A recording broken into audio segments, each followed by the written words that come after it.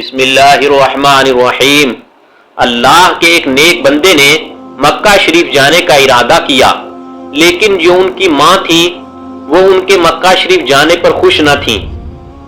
انہوں نے اپنی ماں سے بہت منت و سماجت کی، لیکن ان کی ماں راضی نہ ہوئی اور وہ ایسے ہی مکہ شریف روانہ ہو گئے۔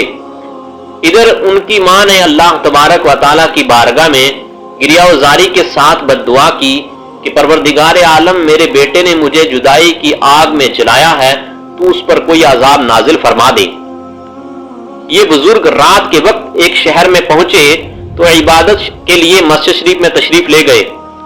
عجیب اتفاق کہ اسی رات ایک چور کسی کے گھر میں داخل ہو گیا اور مکان کے مالک کو چور کے آنے کا علم ہو گیا، پتہ چل گیا، تو چور جو ہے جلدی سے اسی مسجد شریف کی طرف بھاگا جس مسجد شریف میں وہ اللہ کے نیک بندے عبادت میں مشغول تھے۔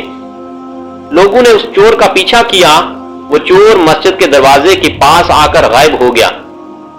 لوگ یہ سمجھے کہ وہ چور جو ہے مسجد میں چلا گیا ہے اور لوگ مسجد کے اندر چلے گئے۔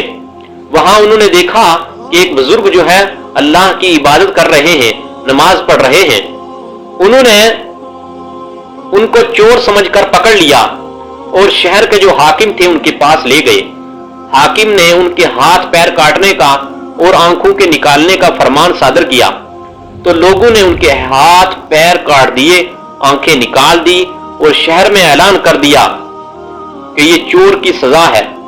تو اس بزرگ نے یہ فرمایا کہ یہ مت کہو کہ یہ چور کی سزا ہے، بلکہ یہ کہو کہ یہ ماں کی اجازت کے بغیر مکہ شریف طواف کعبہ کا ارادہ کرنے والے کی سزا ہے۔ جب لوگوں کو معلوم ہوا کہ یہ تو ایک بزرگ ہیں اور ان کے حال سے واقف ہوئے تو لوگ رونے لگے اور انہیں ان کے عبادت خانے کے پاس لا کر چھوڑ گئے۔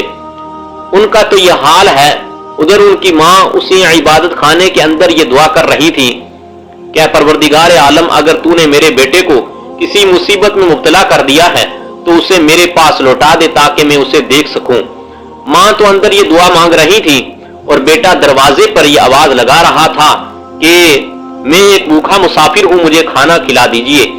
نہ تو بیٹے کو معلوم تھا کہ اپنے ہی دروازے پر میں آواز لگا رہا ہوں اور نہ ہی ماں کو پتا تھا کہ بھوکا مسافر میرا ہی بیٹا ہے۔ ماں نے کہا دروازے کے پاس آؤ۔ مسافر نے کہا میرے پاس پیر نہیں ہے، میں کیسے آؤں؟ ماں نے کہا ہاتھ بڑھاؤ۔ مسافر نے کہا میرے پاس ہاتھ بھی نہیں ہے۔